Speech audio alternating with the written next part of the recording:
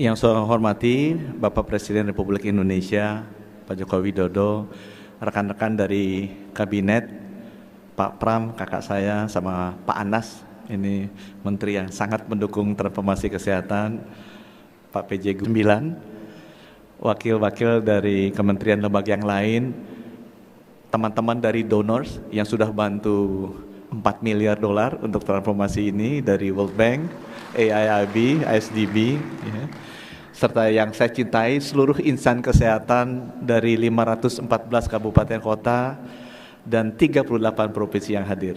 Assalamualaikum warahmatullahi wabarakatuh. Salam sejahtera untuk kita semua. Om Swastiastu, Namo Buddhaya, salam kebajikan. Bapak Presiden sudah kasih perintah ke semua menteri untuk menggapai harus jadi negara maju lah di 2045. Aku mencoba menerjemahkan tugas Bapak Presiden. Negara maju itu definisi World Bank-nya jelas. Pendapatan per kapitanya GNI-nya mesti 13.000. Indonesia sekarang 4.800. Jadi mesti naik 2,5 kali itu. Ya. Atau kalau dolarnya susah, kita terjemahin rupiah, harus pendapatan rata-rata rakyat Indonesia 15 juta sebulan.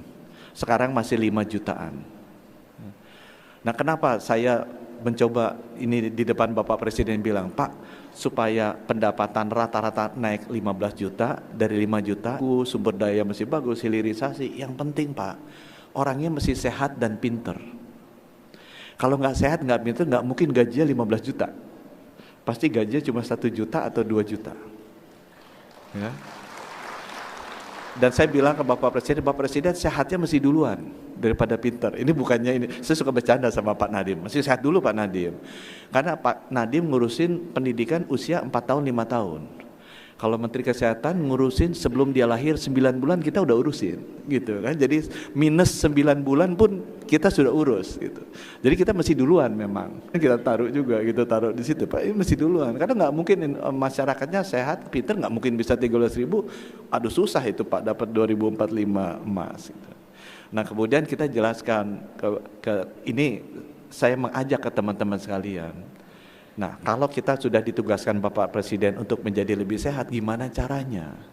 Caranya please pastikan masyarakat kita tetap sehat, bukan mengobati orang sakit. Karena dari dulu fokusnya kita banyak ngurusin mengobati orang sakit. Posyandu diurusin, posyandunya bagus, puskesmas juga lengkap, alat-alatnya ada. Itu kurang mendapatkan perhatian. Karena kurang seksi. Lebih seksi yang mengobati orang sakit. Dan saya bilang, saya sama Bapak Presiden terima kasih diajak meeting G7, G20. Saya ketemu semua menteri, namanya Menteri Kesehatan, Health Minister. Nggak pernah saya nemu yang namanya Menteri Kesakitan atau Menteri menyembuhkan orang sakit, nggak ada. Jadi itu sebabnya memang tugasnya kita di sektor kesehatan menjaga tetap sehat, bukan mengobati orang sakit saja. Dan untuk itu sekarang kita menyusun RPJMN, dan dalam penyusunan RPJMN ini kita ingin memasukkan konsep baru itu di dalam transformasi kesehatan dengan mengajak partisipasi dari 514 kabupaten kota, 38 provinsi, bukan hanya kepala dinas kesehatannya Bapak Presiden, tapi di sini ada kepala Bapedanya. Karena Bapedanya penting untuk terlibat sejak awal.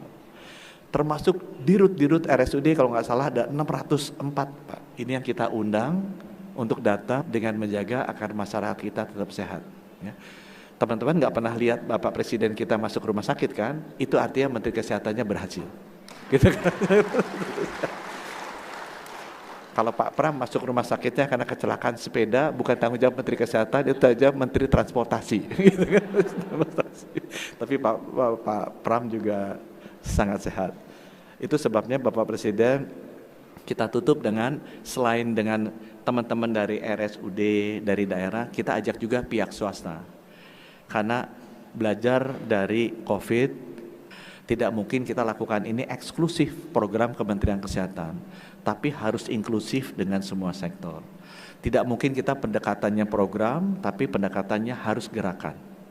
Dalam bentuk movement, di mana semua social capital, kekuatan modal sosial yang dimiliki seluruh komponen bangsa, kita bisa rajut satu untuk membangun masyarakat yang sehat. Sehat itu nggak mungkin bisa diurus oleh menterinya sendiri, sama seperti COVID. Tapi kalau semua TNI, Polri, NU, Muhammadiyah, sampai seluruh ibu-ibu di rumah tangga sudah tahu gimana cara hidup sehat, itu adalah cara yang terbaik.